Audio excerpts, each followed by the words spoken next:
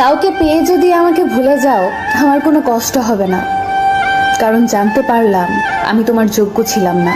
কষ্ট পাবো তখন যখন জানতে পারবো তার কাছে তুমি সুখী নেই। কষ্টটা তুমি দাওনি, ওটা আমার ভাগ্যে ছিল। চিন্তা করিস না, তোকে আর জ্বালাবো না।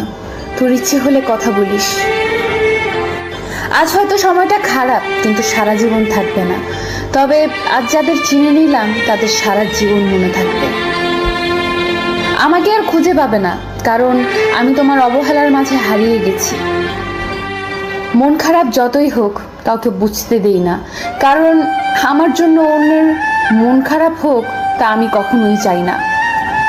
সময় বদলাতে পারে, কিন্তু প্রকৃত ভালোবাসা কোনোদিন বদলায় না।